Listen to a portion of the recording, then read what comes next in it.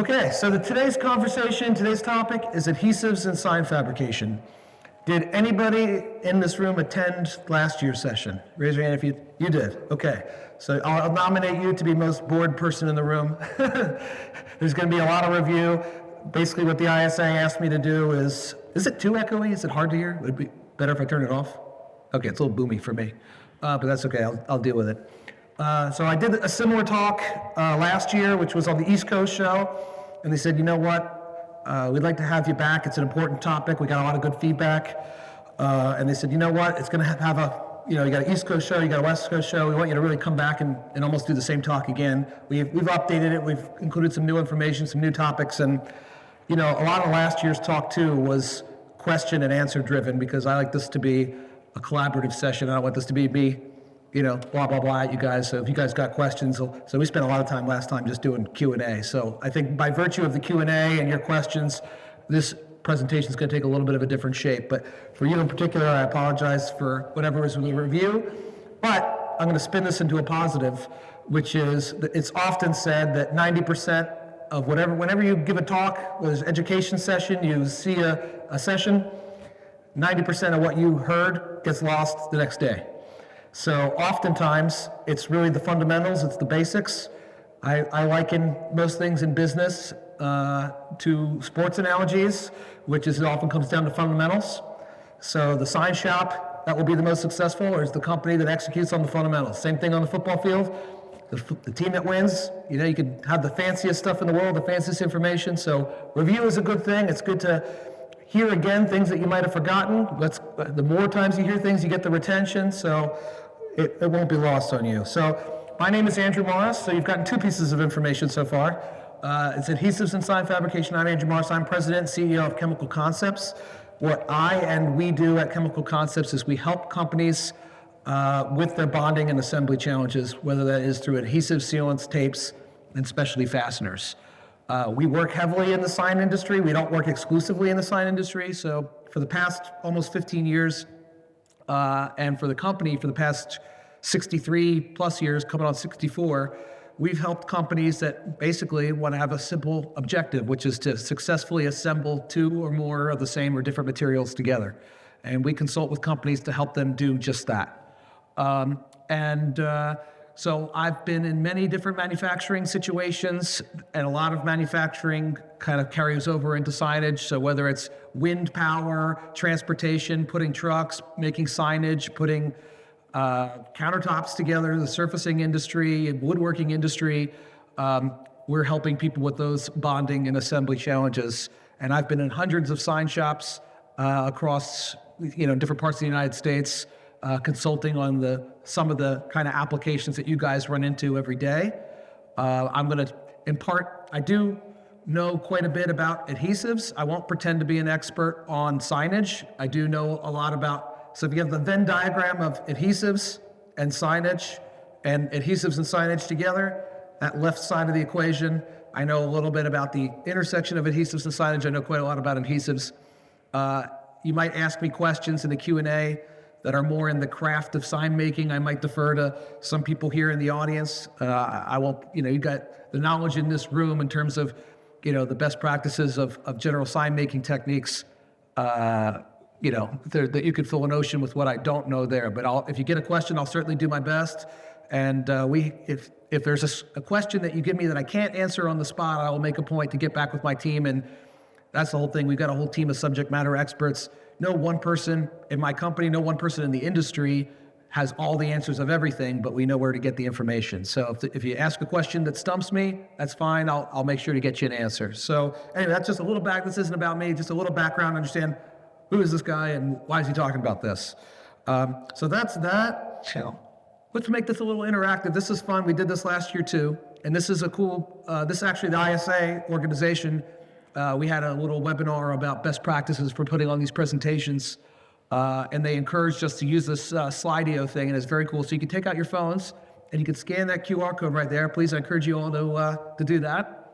And I think this is going to be a great starter on the topic, which is to understand who are we talking to, and what I mean by that is there's a spectrum, and when I'm visiting sign shops, what I find is there's promoters, there's people like that. We're basically going to lump people into 4 buckets. Adhesives are an essential tool in my shop. These are the true believers. People that say, you know what? Oh, look at this, 100%, you guys. And this is going to update in real time, which is pretty cool. And okay, it's important, but it's maybe not one of the more important things. It's an afterthought. That's fine. That's fair. Adhesives aren't. Oh, I occasionally, okay, they're reordering as I'm talking, as the results are coming in. And then I rarely or never use adhesives. We have the people that are the non-believers.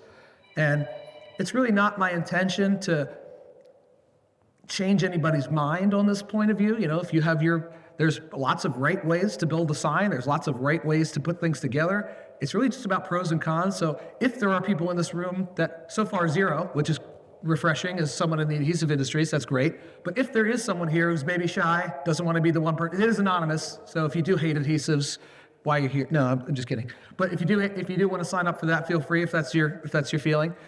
But even someone who does feel that way, I hope they can walk away from this presentation with a better understanding of the pros and cons. When might I consider what can they do? What can't they do? And at the end of the day, I gave, to try and promote this session, I recorded a 5-minute video or a 1-minute video or something like that. And one of the things I said there, which is still true, is adhesives are just one of the tools in your toolbox.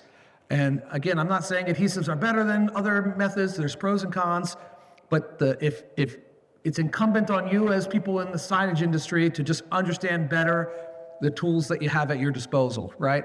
So if you got a hammer, if you got a saw, if you got a tube of glue, understanding when is that the best tool for the job and what is the best tool for the job, that's just going to ultimately play into your results. And I'm sure everybody in this room, according to this, many of you in this room use adhesives quite frequently. So just by statistics, I think it's probably fair to say that at least some of the people in this room have had an experience that went sideways on them, where they used an adhesive that they expected to work for a particular job and it failed for some reason, whether there was a quality issue with the adhesive, which does happen, but it's pretty rare. That when we get those kinds of calls, oh, this adhesive didn't work, tell me what's going on, the glue is bad. And sometimes that is the case. There are quality issues when you're manufacturing chemical products, but what a lot of times sign companies don't like to hear is 9 times out of 10, there is some kind of operator error. And again, it's nobody's fault, because who trained you? Who told you how to use adhesives? What seminar did you go to before today? It's kind of hard to get this information. So that's what I hope to accomplish. And so as we look at this is pretty interesting. Is anybody surprised by these numbers, first of all? Okay. So, and if you were to do the same poll, I think this is interesting too. That's one of the topics. It's just how the craft of sign making has changed and how the adoption curve for adhesives in the sign industry has been pretty fascinating in my view. That, I think if you were to do the same thing 20 years ago, you'd have very different numbers on the screen. So I think that's certainly a trend that you see more and more. Adhesives are becoming a more important tool in the toolbox, not a less important tool in the toolbox. And so I think that's an important consideration as we're having this talk too. So, okay, that's a good starting point. So, and that gives me a sense of, what is in your guys' minds as we're talking about this. Before we move on, because again, I want to kind of cater this presentation, I have set slides, but I also have way more slides than I need, and so we can kind of pivot and go in different directions depending on what people want to know. So let's open this up to you guys too, which is if you just raise your hands, what's a question that you hope to learn, or something, or a topic, what's something that you hope to get out of this presentation? Anybody have something that you guys all signed up for this course or showed up, so maybe you had some specific question in mind? Anybody? Don't be shy. Tell The best product for the job. Any particular job? Any particular job? Aluminum. So the best products for bonding aluminum. Yes, ma'am? How to hang plexiglass. Okay. Some tricky materials, plexiglass in particular. Anybody else have a particular question? Yes, sir? It's methylene. Yeah, methylene chloride. So that'll be an important topic of conversation. Maybe you guys understand where that's going. Yes, sir? Wrapping procedures? Wrapping, right? Vehicle wraps? Prepping procedures, prepping procedures, yes. That's a very important topic that will absolutely factor in. Yes, sir? Surface, bigger textures. Okay. So surface preparation and how to handle different surfaces, that's an interesting topic. Okay, so that gives me, I'll make sure to try and touch on most, if not all of those points. And once we get to the end, there's going to be a Q&A, so keep those questions, write them down as we go forward. So why adhesives? And we kind of touched on some of these topics during the preamble, I would say. But as we have established, adhesives, by the numbers, adhesives are already an important part of your toolbox. And what do adhesives do for you? Adhesives help you join two different materials together, and they help you do so in a manner that is different, maybe better, but different than other, let's say, conventional methods of assembly. And when I say conventional methods of assembly, I mean welding, riveting, mechanical fasteners. This is basically the way most things were built for hundreds of years, probably the way most signs were built. So let's start with welding, right? So again, it's one tool in your toolbox, and we're gonna go through some scenarios of why you would use an adhesive. Let's talk about welding first. So any welders in this room? Got a welder, got a welder, got a welder? Well, okay, good. A lot of welders in this room. Let's do another kind of poll kind of thing. So how many people do electrical signs or manufacture electrical signs? Let's say that, okay? So a lot of people will manufacture electrical signs. How many people that install signs, sign installers? Okay? Some people do both. I see some of the same hands. So how many people do, let's say, would you say, are you primarily in the graphics business more so than signage? Okay, some people say they do more graphics. Any categories I didn't mention? Yeah, okay. Interior ADA signage. Okay, so mostly, probably more mounting than assembly, I would guess. Okay, so let's talk about welding. So welders, and the reason I asked about welders is because welders tend to be a proud bunch of people. When you start saying, when I come in as a glue guy and I have some piece of metal glued together like this, and I put it in front of some welders in the room, and there's always one guy standing in the back with his arms crossed and saying, you'll never get an adhesive to do what my weld can do. You know what? And maybe so. But the reality is that there's a lot of important benefits. And again, there's a place for welding, there's a place for adhesives. It's not so much that they're better, it's that they're different. So first of all, as strong or stronger. So that's like when you talk about adhesive myths. This is an important one. And there's a lot of nuance to that statement. When I say it's as strong or stronger, does that mean that if I take two identical parts and do a butt joint and just weld those two together, and then do the same thing with a liquid structural adhesive, the joint designed the same way, with the same amount of spot welds or the same amount of continuous surface area, will they both be equal? Will the adhesive be stronger? Probably not. But the idea is that you can engineer an adhesive joint, not for every situation where you would weld, but let's say for many situations where you would weld. And when designed and executed properly, you can be as strong or stronger than welding. And the way that typically happens, the underlying math or engineering, so to speak, it all comes down to surface area. And we're going to talk about this too, that the way you design a joint for a liquid adhesive is going to be fundamentally different than the way that you would design a joint for a welded joint. So you could still engineer a joint that's going to perform as well. And what happens, especially compared to, say, spot welding has stress concentration. So if you have two, let's actually look at this part. This is a perfect example right here. You've got two pieces that are, whether this particular example looks to be an overlap joint, but it could be a butt joint, same situations. If you're going to apply a force to both of these components and try and pull them apart in opposite directions, the stress is going to be concentrated at these 3 points. When you do the same thing with a liquid adhesive, with say a 1-inch overlap, and you have a methyl methacrylate adhesive with, let's say 3,000 PSI over 6 linear inches, you could start doing a little bit of math in the back of your head. You could get out a calculator and say, okay, you got 3,000 PSI, you got 6 square inches. You're going to end up with a lot of force. So as long as a best practice, I'm kind of skipping ahead, but a best practice for engineering effective glue joints is to engineer them such that you're taking advantage of the larger surface area. So when you could spread that load, the same load, over a larger area, that's where you get to as strong or stronger. You can join mixed materials. The welders in this room would know the challenges of, okay, you can weld something with steel to steel, and it's going to be, something structural. You're going to weld 2 I-beams together, and it's going to be 10 times stronger than anything I could do with an adhesive over a similar amount of surface area. But can you do steel to aluminum? So welding steel and aluminum, again, I'm not an expert on welding. Can it be done? Maybe. But there's a whole lot of reasons why you wouldn't want to do it, because you got galvanic corrosion for one thing. So when you have, for those of you that don't know that you get aluminum and steel, when you make those surfaces and they're in direct contact with each other, there's going to be an effect of galvanic corrosion that's going to over time erode the aluminum. So what adhesives allow you to do is not only join those materials, but create a galvanic break to prevent the ionization of the two metals together. So it can do things that welding can't. And then, as we know in the sign industry, we do a lot of aluminum to acrylic, aluminum to polycarbonate, aluminum to copper, aluminum to brass, aluminum to prefinished steel, plastic to plastic. So we can join mixed materials. And even that guy folding his arms in the back of the tables, in the back of the room was, okay, yeah, sometimes we got to put aluminum and steel together. Typically, you get them on that point. Less aggressive on protective coatings and paint. That's important. How many materials that you get that have some kind of coating applied? I think more and more instead of less and less, right? A lot of factory finished materials have some kind of oil, some kind of grease, some kind of protective coating. If you spend a lot of time and money paying for a pre-finished material, why do you want to do that, mess it up, and then have to do it over again? Often when we're making, let's say, a sign box, or we're making a channel letter, or we're making a reverse channel letter, if you were to weld that, you would also want to seal it. So adhesives allow you to bond and seal in one step, so we're removing a step. So it says eliminate caulk. We're really talking about labor savings, and one of the area of labor savings that you get is in eliminating duplicate steps like bonding and sealing.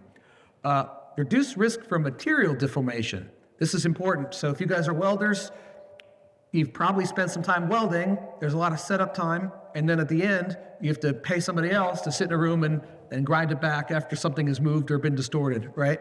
A lot of times you're going to use heavier gauge metals simply for the fact that if you used a lighter gauge metal, it would deform too much.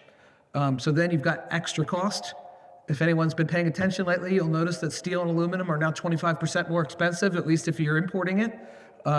So if you can down gauge your metal and use lower gauge metals and use a structural adhesive that will not deform when in use, that sounds like a win to me. It sounds like good business sense. And then eliminate post-work. So it seems, and I kind of touched on this again earlier, but it's a bad idea to pay one guy to do a job and then pay another guy to undo what the first guy did. So it's just an efficiency kind of thing. There's a lot of grinding, there's a lot of rework, there's a lot of sanding. So if we can buy pre-finished materials, use your mirror finished stainless, use your brushed aluminum, and then not have to go back and clean up some of those imperfections that came through the welding process, then that's a win. So let's dive down more specifically into some of these other points. So we talked about aesthetics. So now this is zooming out even further, not just welding, but this is a great example right here. This is a picture of compliments of Lord Corporation. If any of you guys we saw from the table, from the poll earlier, that a lot of you guys are using adhesives. If you're using adhesives, you probably know the name Lord, or as they're affectionately known in the sign industry, Lords, the Lord's glue. That's what we hear all the time. So this is a perfect example of riveting versus clean bonding. In the RV and trailer industry, this has been a huge shift that if you drive down the road, you see trailers going down the road that have 1,000 rivets on them. If you pay attention to such things like a glue dork like me does, I often drive around and you see totally clean cabs, totally clean trailers without all the rivets, because more and more of those kinds of things are being bonded for a lot of the same reasons that you would start to look at bonding in the sign industry.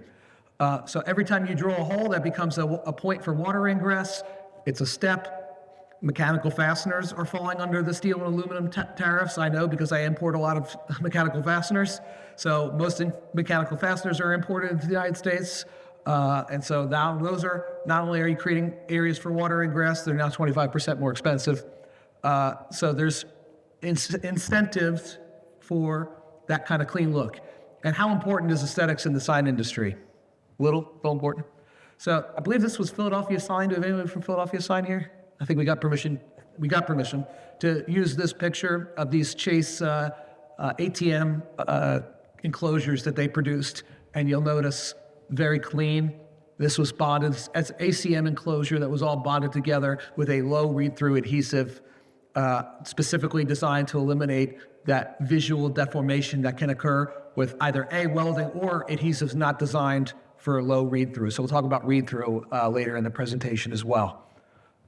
Any questions so far on just what I've covered besides the open Q&A? Everybody with me? All right. So now we talk about the similar materials. Here's an example, courtesy of IPS, of acrylic to aluminum. Adhesives can come in different colors, including clear. Very high quality clear adhesives are an important point. The aesthetics we already covered, but the ability to have clear and aesthetically pleasing results is obviously important. And in a lot of cases, when it comes to dissimilar materials, there really is no alternative. Unless you want to see a big, ugly mechanical fastener, unless you want to see a big screw putting those two things together, I think in a lot of designs that you guys might do, that would not be optimal. So we can bond mixed materials, we can cross bond materials, and we can join materials where fasteners or welding are not practical. Let's talk about time and labor savings.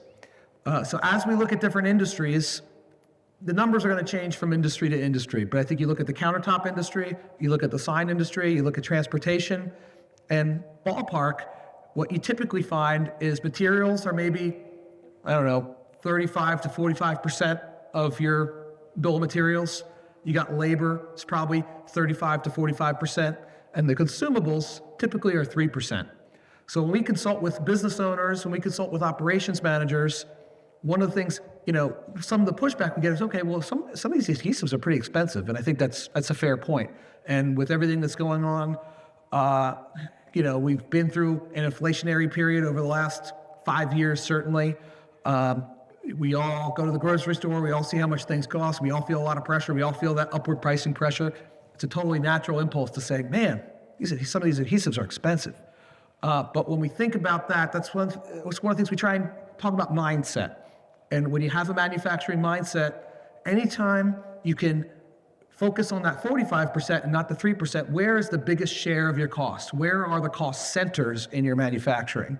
And so as we start to think about this is what we try and get across to fabricators and to sign manufacturers and sign installers too, is that if you aim small, miss small, this was like a Mel Gibson movie or something. Was it The Patriot? We said aim small, miss small. The kid was trying to aim for the head of the buck, aim for the body, aim for center body mass. If you're trying to cut costs in your operations, get more efficient, make more money, who here wants to make less money? Okay, so if you want to make more money, be more profitable, then that's an area where adhesives can help you because they help you focus on labor and materials, which are a bigger slice of the pie than your consumables. So that's something I look at. That's something I look at in my business. Is I try and look at where are if I'm trying to get savings, I look at where are the cost drivers and focus on them rather than sometimes we have a tendency, we all have blind spots, and if it's easy to knee-jerk reaction, fall into them, step over dollars to pick up pennies. And so if we could focus on the bigger picture, anytime, and adhesives do both of these things, they allow you to focus on material costs and labor costs. So here's all that setup here's a great study that was done by ITW, which is, they have anybody use ITW Plexus adhesives in their shop? It's pretty rare that I come into they're not one of the biggest players in the sign industry in terms of adhesive manufacturers, but I go into shops that are Plexus shops from now and again. But they're bigger in transportation, and they did this great study so you can see welding, and they broke it down into prep, the actual time assembling the material, and the time spent post-processing. And then here you start to zoom out, you can kind of see, okay, man, where else can I use adhesives? This is actually looking pretty good. And especially if you are a welder, it depends on who you're talking to. There's different mindsets and different stakeholders in the process have a different level of focus, and that's totally natural. It's not like anybody's wrong. The owner is maybe often looking at the bigger picture. Maybe they're focused on the bottom line. Maybe they're focused on the overall system.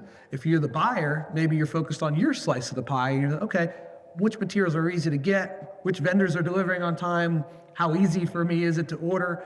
Maybe if you're in the shop, maybe you're like, oh, if something breaks, it's my neck on the line. So even if it costs a little bit more, I don't want this thing to fall apart. So although I like the adhesives, I'm gonna weld that, or I'm gonna glue it and weld it because so that's my area of focus. But when you just zoom out on the overall, on the labor picture, you can see, and when you are a welder, and again, I'm not bashing welders at all, it's like, you tend to discount your own time, especially when you're busy. And I find that myself. If I have a project that I'm doing around the house, I'll just do this, and I'll just do that, and I'll just do that. And by the way, half the day's gone.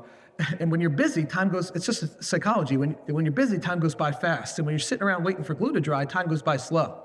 So sometimes people say, oh, it doesn't take me that long. But then when you do a time study, and we often do time studies because we get that feedback, and you have two crews, they say, all right, let's make the same sign. Let's get the adhesive crew to do it with adhesives, and let's get the welding crew to do it with welding.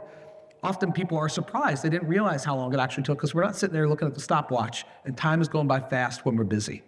But anyway, the overall time, there's more prep in mechanical fasteners and welding, similar prep to, say, riveting. There's the actual joining, the actual time spent welding tends to be higher, and then there tends to be more post-processing. Did I skip one? So this goes back to a point that I made earlier, which is we can tend to make lightweight parts. So what are the mega trends in the adhesive industry? And these are some of the things we look at. We look at reshoring. That's another topic that you hear in the news, right? Manufacturing is coming back here. Advanced manufacturing has been here, and more advanced manufacturing is here. The economics of manufacturing in the United States are changing. But when we talk about advanced manufacturing, okay, the manufacturing that we are doing here tends to be lighter weight, more efficiency-based. Maybe it uses composites, maybe it uses plastics. The shape and the style of manufacturing is different than it was 20, 30 years ago. So we're often asked by engineers, when we interface with engineers, that's one of the questions that we're often brought in to consult on. How can we make this lighter? How can we down gauge? So first of all, you might want lighter. If we're hanging things overhead, it's kind of obvious that we need lighter weight materials, right? Because that's more cost, it's more risk. A lot of times there's a perception that lighter weight things are cheap. And sometimes people say, oh, that's not going to last. But you can down gauge materials and still make a really strong, high quality product if it's designed right. And we all experience that. When you get some flimsy part from the hardware store or whatever store that you're in, there's a tendency to look at that and go, oh, this just doesn't feel as well made. And when I do find sign shops that are more resistant to using adhesives, that's one of the things I hear most often. We would weld that. That would never last. Or, oh, I see this letter. They're using light gauge aluminum. That's not going to work. But when done effectively, it can. If we can reduce, that's where the economics. Okay, maybe the adhesive costs X. If we can go from 040 aluminum, go from 080 aluminum to 040 aluminum. Now we've got less aluminum in the part, and in the context we're in, where aluminum is now, the market price of aluminum is higher, that's going to be all the more worthwhile pursuit. So that's down gauging, and then maybe there's just extra sealants, extra fasteners, extra clips. We can reduce secondary materials. Okay, so this is kind of a wrap up of the why adhesive section of the conversation. To review, we have aesthetics, we have dissimilar materials, time savings, post-processing, lightweighting, material savings, labor savings, and didn't really talk much about performance, but often performance is the reason that people switch to adhesives, because they've used rivets and it came apart. And I can show you videos, and I think some of these videos are where like Lord Corporation has some great videos if you go on YouTube, and I can even show them here, of two identical pieces of metal, one riveted, one glued together. And when they try and pull these things apart, you'll see the rivets just shearing the metal, whereas you have to basically break that whole metal piece apart if it's bonded. So let's go, so now that's that. So before we move on to the next section, I just want to stop again, see how people are tracking. Any questions based on the why adhesive section? All that makes sense? Good. And feel free to make this interactive. Again, this is not about me, this is about you guys. I want to make sure you guys get something out of this. Make sure you guys get your questions answered. So let's talk about Adhesives 101. So this is a thing where we get a lot of questions. This is where there's a lot of misconceptions, misinformation, maybe just lack of information entirely. Are you guys being trained? Are we, as the adhesive industry, doing enough to educate you on what are these products? Why are there so many products?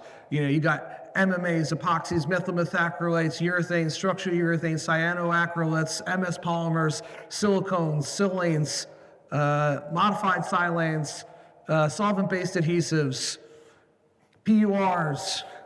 I could go on and on and on. What are these things? So let's just talk a little bit about the basics of what's what and what does that mean, and give you a little background. Now, there's a lot of different adhesives. This is certainly not a comprehensive list, but this is a list of some of the more common types of adhesives that are commonly found in the adhesives industry. So let's talk about structural adhesives. So what's the structural adhesive? Have you guys ever heard that term, structural adhesive? Yeah, raise your hand if you've heard the term structural adhesive used before. Okay, a couple of you. Anybody have an idea what structural adhesive means? It's a pretty vague term. And it's actually a vague term. What I mean by that is the definition of a structural adhesive is a structural adhesive is an adhesive designed to take a considerable load. I mean, there's not, as a definition that I hear frequently is around 1,000 PSI is what many people would agree is a considerable load.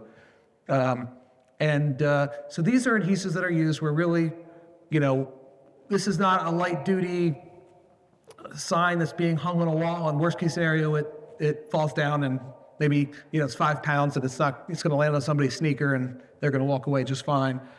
These are applications where we're maybe making sign boxes, we're making channel letters, we're making large letters that are going to be overhead, they're going to be on the side of a building, whatever. We're bonding aluminum to aluminum together, and we expect results maybe comparable to what we would see with welding. So within structural adhesives, there are 3 main products, maybe more. There's new stuff being developed all the time. But traditionally, the 3 most common ones that you see are acrylics, also known as MMAs, also known as methyl methacrylates.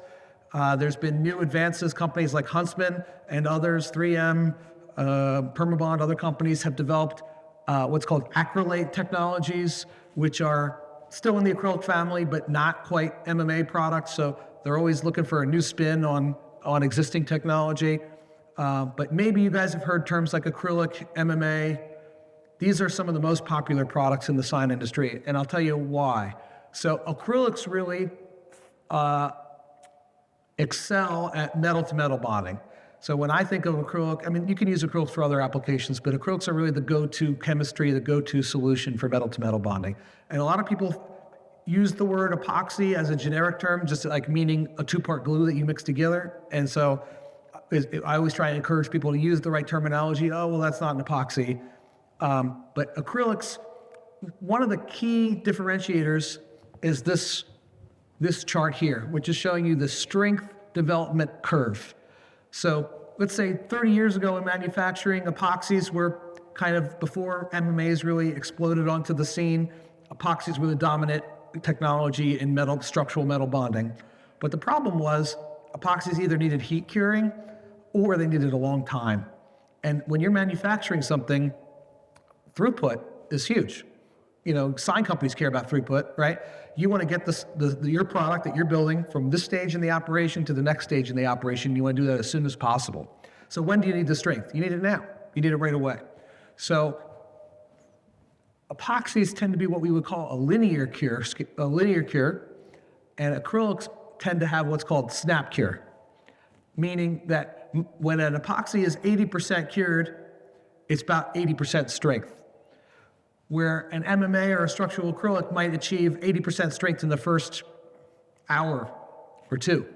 So it's all about getting the part bonded, put together as quickly as possible, and then moved on to the next part of the operation so you can get stuff out the door. So that's one of the reasons so the ability to bond metal, the fast cycle times, the fast cure times. Acrylics are also excellent at cutting through surface oils and surface greases. Epoxies are more finicky, where they really require excellent prep.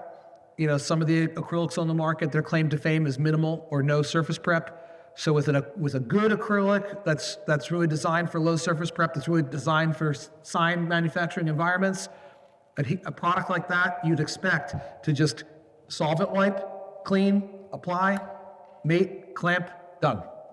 If you're spending a lot of time grinding, maybe you want to, do we have to grind? Consult with your adhesives distributor or your adhesives manufacturer. Do we need to be grinding this as much as we're grinding this? Or prepping this as much as we're prepping this? You can go wrong either direction. You can go overboard on prep, or you can certainly underdo the prep. And obviously underdoing the prep is a riskier situation. But as long as it's proven to you, do your due diligence. I encourage everyone to make 2 parts. Go to town on the prep on this one.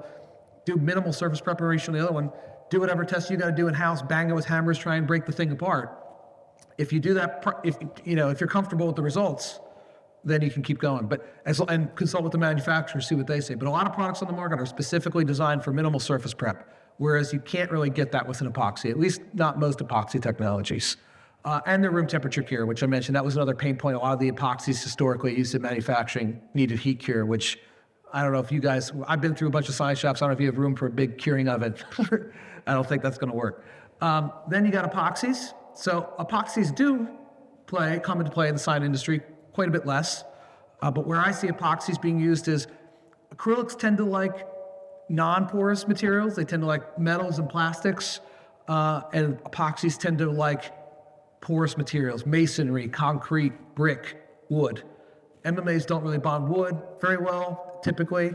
MMAs don't, I always have to say typically because there's always special products that have specially designed for certain applications. But generally speaking, acrylics don't like wood, they don't like masonry, they don't like brick, they don't like HDU, they don't like a lot of those kinds of materials, porous materials. So if somebody were to ask me, hey, I want to bond a HDU sign in a parking garage directly to a steel truss, it's probably a good epoxy application. Could be a good urethane application too. We'll talk about urethanes next. And anchoring, concrete anchoring, a lot of the anchoring epoxies that you see, you go to the hardware store, you see Redhead or you see Hilti or you see one of those kinds of products, they tend to be epoxy based. And then lastly are urethanes.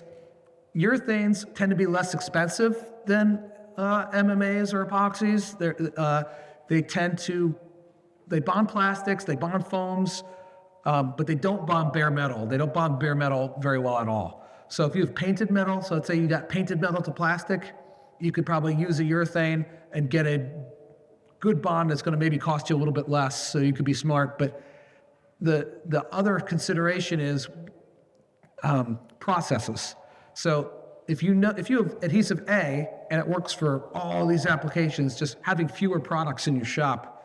So yeah, if you really want to use the exact right tool for every job, but if you could have one adhesive that does, there is no one adhesive that bonds everything, but if you had one product that would do most of the work that you do in your shop, even if it's suboptimal in certain situations, there's probably an advantage to that than having to stop. You know, you want your people to feel comfortable, you want your people to know what they're doing. If they're having to call me or having to call somebody like me, if they're having to call your distributor, your manufacturer for every job, there's going to be a lot lost in the efficiency. So while you might save, you know, there's trade-offs with those kinds of things. But urethanes tend to be less brittle, they tend to be more flexible. They tend not to have that odor. That's another thing we didn't talk about with acrylics. There are low odor acrylics, especially I mentioned that acrylate technology. There's some manufacturers have developed low odor adhesives. There's like 2080, 2081. There's some other products on the market that don't have that signature MMA smell. They perform really good, but that odor, some people don't like it. I don't mind it. I don't mind it. My whole building smells like that. And it's just, I'm used to it. And a lot of sign shops are used to it too. But some people just don't get used to it. It's not hazardous, it's not harmful. Especially if you use it in a well-ventilated area. Ventilation, proper PPE is an important consideration, so you do want to have that proper ventilation. But most shops that I go into are big, wide open spaces. Sometimes when it's nice outside, you got the doors open. If you do have an enclosed space and you can put in a work area with an extraction hood that gets the fumes out, really more for worker comfort than for really something with health. They are generally safe products. Of course, a lot of that information is on the SDS sheets, and you don't want to be on the wrong side of OSHA and whatever. But in general, the bark gets worse than the bite is basically what I'm saying. But for certain situations, sometimes you guys might do hospital jobs. Maybe you do elevator jobs where maybe you're working in a very enclosed space in terms of the installation of the sign. And those are situations where maybe you'd want to look at a low odor product, like a low odor acrylic or a urethane. Some of the epoxies have some odors associated with them. So any questions on the breakdown of the three main structural adhesive technologies? Yes, sir. We look at the thing particle. If not people break some of the dry, like a fighting. Okay. What any product in particular in terms of the adhesive? Some beast. Thousand. Yeah. Does that sound right, LJ? I could be out of the rental, but I need a bit here time. Yeah. LJ is a former Loctite guy. So what I would say is, I mean, sometimes with acrylics, that's another thing. Some more than others, but acrylics tend to be what they call anaerobic adhesives. So they cure in the absence of oxygen. So if you have a bead of MMA between two pieces of metal that's sealed off from the air, that adhesive in that joint will completely cure. If you do the opposite, if you take a piece of metal like this and just put a bead of adhesive down there and just let it sit, you're gonna end up with a little tackiness. You ever feel that? A little wetness on the top. It doesn't, sometimes people look at that and they go, oh, this stuff didn't cure right. No, it did. It's just the surface of it that was exposed to the air still stayed a little, the air inhibits the cure. And then you can just wipe that off with denatured alcohol. Use a solvent that doesn't leave a residue. Denatured acetone, isopropyl are decent recommendations that we typically go with and recommend shops use. We don't like paint thinner and things that have particulate or have things in there that would leave a residue on the surface. But that could be an issue. There could be some kind of contaminant. There could be some kind of surface residue on the product. Yeah, LJ? Like, ingredients. Yeah. It's fun very still humor. Sometimes, what's the bad? Yeah. With emulation stuff, If it's fully cured. And that's another thing, is that a lot of the products have variable cure. So many products on the market, pretty much all the major adhesive manufacturers have one or more products that have multiple cure schedules. And what I say by that is, like, I'll use some examples. Like Lord, again, is a very dominant product used in the sign industry. Lord, a lot of people might be familiar with Sign Lock 406 or 40619. Some people might not be aware of 40319, 41019. It's the same product, the same chemistry, the same end result, but 3 different speeds of the same product. Huntsman has multiple products. They got the 2053-05, 2053-015. You got the 2054, which comes in a 40-minute. So a lot of these products have multiple time sequences. So if you're finding that you're erasing your glue, now oftentimes it's just working time and not necessarily full cure, but you want to make sure that adhesive is fully cured before you're buying your coatings.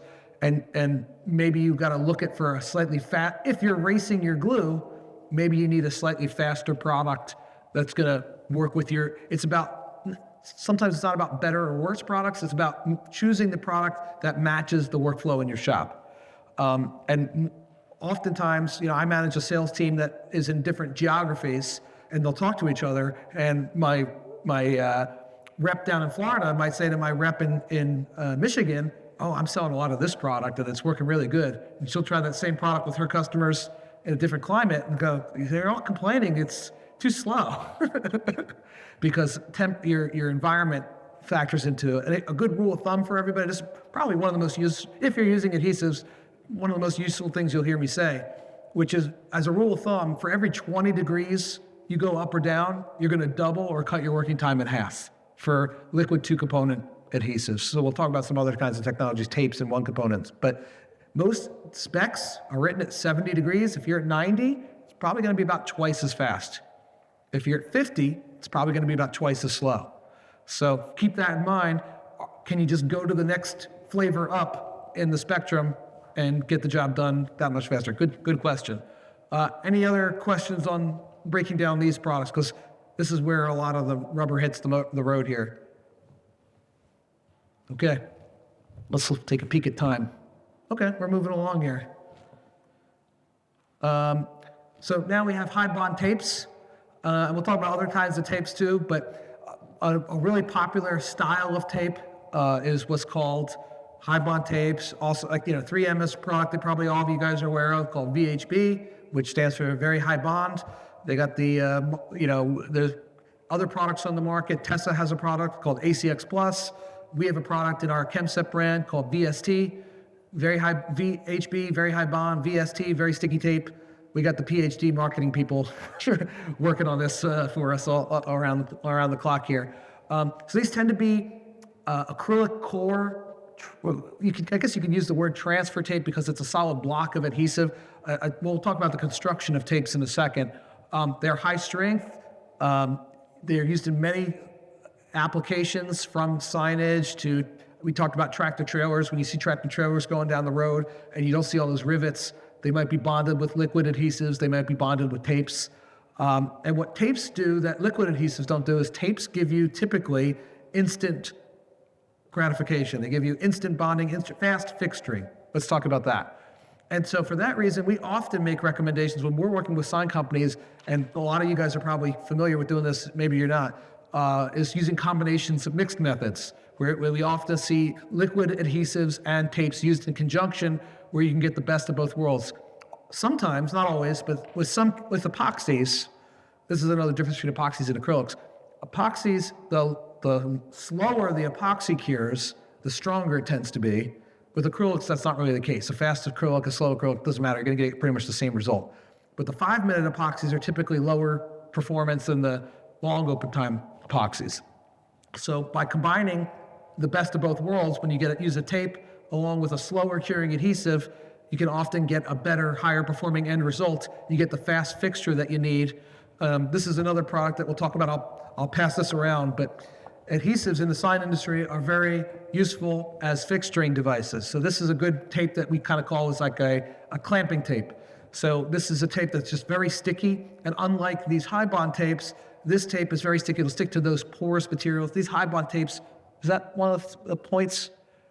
It's not on here, but it's another bullet point of these kinds of tapes, is that these kinds of tapes, like acrylics, they're actually acrylic core tapes, and they tend to like non-porous materials like metals and plastics, whereas this is a very sticky gummy tape that will work on wood and masonry and brick, which is very unusual for a tape. So because of that, for installations, you could use this kind of gummy tape that's really going to give you that fast grab, that instant grab, and give you some time for a construction adhesive or a sealant or a silicone to cure, which tend to be longer open time, but very strong in the final form for those kinds of applications.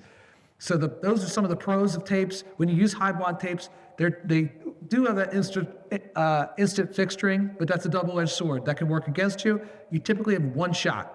So you got to be very careful when you try, and they're typically not repositionable. The number one thing that gets done wrong with tapes is that these tapes are considered pressure-sensitive adhesives. And that's very important because when insufficient pressure is used, we occasionally get those phone calls, this thing came apart. Why? When we investigate why, whenever there's a tape failure, 9 times out of 10, the root cause after we go in there, okay, show me how you're building this. And people underestimate the amount of pressure that you need to fully activate a high bond tape. If you look at the data sheets, I don't know the numbers off the top of my head, but typically the data sheets of these tapes will tell you the minimum pressure that you should apply. And if you don't have a J-roller in your shop, I recommend J-rollers. Does anybody know what a J-roller is? So it's just like a stick with a rubber roller, and then they use them in like the Formica industry, and that allows you to kind of get some leverage. You know, what I see sometimes is 2 things glued together, kind of like this. You get these 2 things, you put them together, you put your tape on, you put it together. Okay, we're done. Where this will allow you to really get some elbow grease on there. And if what you want is you want that tape to wet out. And when you talk about how these tapes work, you can kind of think, if you were to take a microscope and zoom in on these tapes, this is actually an interesting picture for that reason. When you zoom in almost on the microscopic scale, they're gummy. And the gooey, gummy part of the tape almost acts like little tentacles that get into the micro cracks of the surface. And when you apply a lot of pressure, what you're doing is you're actually forcing that viscoelastic adhesive into the micro cracks of the metal.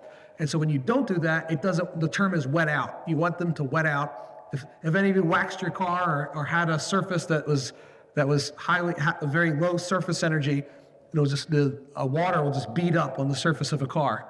That's called wetting out. When that coating gets damaged or removed and you get it wet, water is just going to wet out, and you have that water turn into a big puddle instead of a little circular bead. That's happening with the tape. When you apply insufficient pressure to the tape, those tendrils of glue are not getting where they need to go, and they never will on their own. Tapes also especially these high bond tapes, tend to build in strength. So what a lot of people will say is they'll put things together and then immediately try and pull it apart to test it. Well, that's not really a great test. Let it sit for a couple of days. Typically over 7 days, you'll get maximum strength. They'll continue to creep into those spots, but you need that pressure to make that reaction occur. All right, I'm going to go a little bit more quick. I'm going to pick up the pace now because I want to make sure to leave time for questions, and we're already getting towards the end. So here, this tells you a little bit about tape construction. There's within high bond tapes, and I'll talk about carriers and whatever. So there's single-sided tapes, which are typically a carrier and just has a adhesive on one side. And that carrier, when I say a carrier, that's what your tape is actually constructed out of. So that could be a film, it could be a paper. Masking tape is like a crepe paper with some kind of hot melt rubber adhesive on the end of that. The high bond tapes, you could have direct foam. It's just a block of glue. There's no carrier. It's just liquid acrylic adhesive that comes off of a line, and then it's either activated with a UV light or activated through some other process to activate the adhesive, but there's no carrier. And then in double-coated tapes, you have a carrier and you have adhesive on both sides. And then there's free films where it's just glue on a roll, glue on a liner, and you just peel the liner off. So those are some of the constructions of tapes. We'll talk about sealants really quick. This is another one of I don't know if I say biggest mistakes, but this is where I go into sign shops and I say, I don't know if you're really using the right tool for the job. I think silicone is overused and used in a lot of the wrong applications in the sign industry, just in general. I see a lot of silicone, and I guess it's just habit or just the way people did things, and somebody taught somebody else who taught somebody else. But silicone's not really, there's a spectrum for one component adhesives. And you got sealants on one end and you got adhesives on the other. So I would consider silicone more of a sealant. And there's different grades of silicone, that's true. But there's better products for mounting. I think some of the best applications for silicone is like you're mounting a sink. If your goal is to seal and remove water, silicone is a great product for that. Here's why silicone is maybe not a great choice in the sign industry for certain things. First of all, if you're using a construction grade silicone, there's 3 basic types of silicones. There's a couple more, but there's acetoxy silicone, NutriCure oxy silicone, and alkoxy silicones. If it has that vinegar kind of smell, that's an acetoxy silicone, which is acetic acid cured. So those acetoxy silicones, they have an odor. So if you're working in hospitals, elevators, enclosed spaces. The other thing is, anybody do have a paint shop at their sign company? Do you want silicone in your paint shop? No. Nothing wants to stick to silicone. Paint doesn't want to stick to silicone. Oftentimes, when we're using a product, we want to then stick it to something else. So I mentioned that combination adhesive concept, application method. I see a lot of times people are mounting interior signage. They'll put a perimeter of high bond tape or some other kind of tape, and they'll use silicone in the middle. If any of that silicone gets on any of that tape's dead. So that's not necessarily the case. That's got those silicone oils, those silicone greases. Sometimes you just don't want that in the shop. So if you can avoid that and not cause a problem, if you don't want your painter to hate you, then maybe you could look at a construction or more an adhesive product that doesn't have that behavior of silicone. Now, silicone is great because it has excellent, outstanding weathering resistance. It'll last a very long time in the elements. That's why silicone is so widely used. But MS polymer technologies have really taken off over the last, 10, 15 years. And I think oftentimes, ask what it is. Is it a silicone? Is it MS polymer? I think the urethanes have issues. Isocyanates, Europe has already banned isocyanates. Just depends on the regulatory environment in the United States. I don't know. We like regulation. We don't like regulation. I don't know. It doesn't know which way the wind is. At one point, it was generally agreed that at some point isocyanates will be banned in the U.S. Today, I'm not sure that's the case. If there's a lot of deregulation, maybe we'll have isocyanates for the foreseeable future. But in any case, there's a lot of great MS polymer products on the market. Lord has a product, 7610 DTM. We sell a lot of a product called Bolabond. There's many good MS polymer products on the market that are paintable, sandable, very high strength, no odor, great one component workhorse products. And I'm not espousing any particular adhesive. Now, people asked about solvent base, so methylene chloride. So let's talk about methylene chloride really quickly, because I know that was something that people were asking about. Some of the most popular solvent-based adhesives in the sign industry, you got Weldon number 3, Weldon number 4, Weldon 16, Channel Bond, Resin Bond. All those products contain methylene chloride. In April 2024, methylene chloride was officially banned, I gave this presentation last time in April 2024, about almost exactly a year ago, and it happened, I think, the next day. I was like, oh, it's coming any day. We don't know. Like the next day, yep, it's done. They announced it. So this is phased in over time. Already there's milestones, and already the milestone has passed that companies manufacturing methylene chloride adhesives can no longer manufacture adhesives that make methylene chloride. Some manufacturers pulled back ahead of time and stopped. Some companies waited to the last minute to stop. In this, there was a couple exempted uses of the ban. One of the exempted uses was solvent welding. In the sign industry, methylene chloride is used for solvent welding. So technically, the use of methylene chloride is exempted. There's a but, and it's a big but, which is you can continue to use it, but with much higher compliance risks. In order to continue to use methylene chloride, I have the dates and everything, but it's coming up really soon. Really soon, so it hits manufacturers first, then it hits distributors, then it hits end users, which makes sense, right? Because the manufacturers, first you gotta stop making it, but you can't just say all these people that already bought this methylene chloride products, you can't tell them, okay, you're just stuck with it. So then they give the distributors a certain amount of time to stop selling it, and then they give the end users a certain amount of time to stop using it, which I think the government maybe did something that makes a little bit of sense there. You can continue to use it for solvent welding. IPS, who makes 3, 4, 16, they don't plan to they're allowed to continue to manufacture because those products are specifically designed for solvent welding. However, you have to do what's called a workplace chemical protection program. So you have to proactively do health screening for your employees. You have to document how much they use. It's very onerous. Look into it. Talk to your liability company. Talk to your liability insurance companies. I think, what will the sign industry do? So on the one hand, you can still use it. On the other hand, there's a lot of hoops you're going to have to jump through. I think a lot of shops are going to come to the conclusion, shrug. I haven't seen somebody from OSHA anytime soon. I'm going to roll the dice. Is someone from OSHA going to come knocking? Maybe smaller mom and pop shops might come to that conclusion and say, yeah, let somebody come in and tell me. But if you get on the wrong side, if you guys have experience with OSHA, it can be pretty punitive. Now, there's a lot of talk about deregulation. Is there going to be enough people at OSHA to come and knock at every sign shop? That's a business decision that all you guys are going to have to make.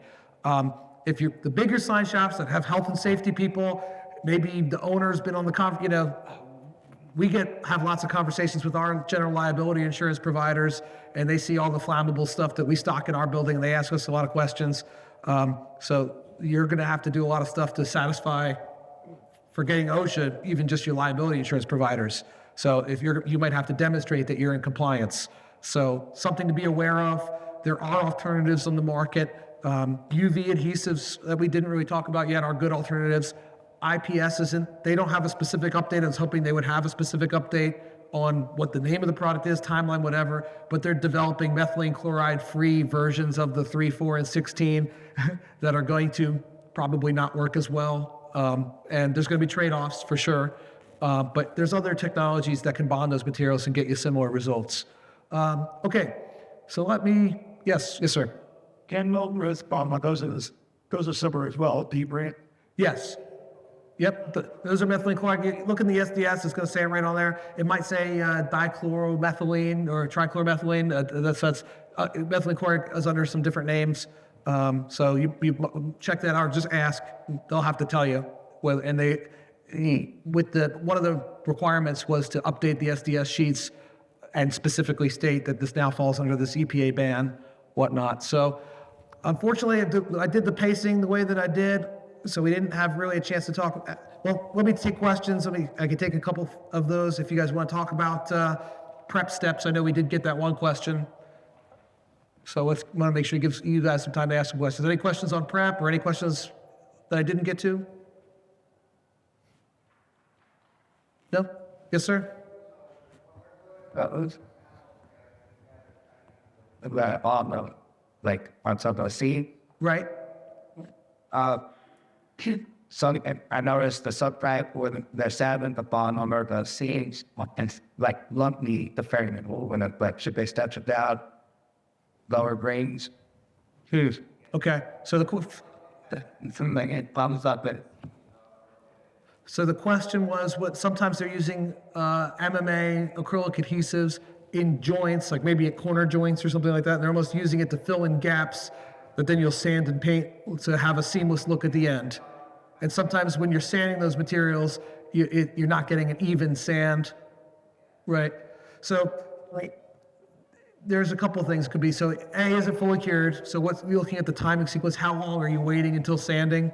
Some of these products are more rubberized than others. Sometimes some products are considered toughened adhesives. So with those toughened adhesives, they might be a bit more rubbery, a bit more gummy. When you're using it for an adhesive, maybe you want that toughness. When you're using it as a filler, maybe you want a really hard, brittle material that's going to sand easy and give you that nice finish that you want. So a lot of people do that. I can see why you want. There's probably other products you could use that don't have the performance characteristics of an adhesive, but then the trade-off becomes now I got more products that I have to stock. So that's kind of how big of a problem is it, and is it worth having a special product? Because you could certainly make a product that doesn't have the same adhesive ability. That's really more of a filler. And in fact, there's like some foaming adhesives and stuff like that where you can actually use less adhesive and it could expand and fill in the gaps a little bit better. So maybe you're using less. That could be some cost savings there. Any other adhesive questions that before at the time we have remaining? Kind of want to, something we run to a lot, me to get more and more into green based stuff. Yep. But one of the big things is VOC paint, really getting rally. A problem for Bill Cousin is like for the our interior division, where you're using the 4945 each. Right. Sometimes the VOC paint, a few weeks later, they start slide but falling off. Yeah. As well. Is there legitimate adhesives Yes. or VOC print? Yes. So again, I'm not really here to sling particular products, but in this case, if there's like a bunch of products that will do that, I happen to know there's one for like a foam mounting tape. There's a product. What is it? The IM 1763. So yeah. So that's got that's a MacTac foam tape, and I hear Ross like ready to jump when he got that question. And that's a product that specifically has great results on those low VOC paints that are otherwise hard to bond to. That has a higher grade with how double-coated tapes are manufactured. You have your foam substrate, and then they're laying some kind of adhesive on that. When you have more of a interior grade or a more economy grade tape, they're using a lower quality, less aggressive adhesive. That has a UV cured acrylic adhesive on there. So That's okay. So that one's a solvent rubber that really has that good performance on those low VOC paints. Again, I'll kind of take my presenter hat off and put my chemical concepts hat on. We're at booth 2511. If anybody wants to stop by and have, if you didn't get a chance to get your specific question answered, I'm going to have to kind of talk to the whole group, but I can have a longer conversation off the side. I'm going to hang here for a minute too, if you feel free to come up after they kick us out of here or whatever. If you have another question you want to ask just to me directly, or you want to come by our booth. And I have some stuff here, some stuff to kind of, you can see, look up, pass around, whatever. But we have even more stuff at our booth, and we can answer questions in more depth and maybe make more specific recommendations when I am not in my capacity as a presenter. But that's a good solution that I think will work for your question. Yeah, yeah. And Ross has a wealth of knowledge on those products as well. He can help you as well. Any other questions? I guess I'll keep going answering questions while there are questions until they kick me out of here. So otherwise, I think we're at the top of the time. Oh, this is super important before people start to split. So let me skip to the end. Yes. So please fill out the survey. Hopefully you learned something. Hopefully you found this valuable. This presentation was designed to give you practical things you could use at your sign shop. So evaluate me. Let them know, they use this information to determine what kind of programming they do for these education sessions. I would love the feedback too. If there's something we can do better or different in future presentations to make sure that this is meeting, your needs and expectations. So feel free to please participate in the survey. That's super valuable to the ISA as they do this programming. If any of you want to leave, thank you so much for your participation. It's been a pleasure talking to all of you guys about something I'm very passionate about. And again, I'll keep, if you guys want to hang and still ask me some more questions, I'm free. Otherwise, it's been a pleasure talking to everybody. All right. Thank you.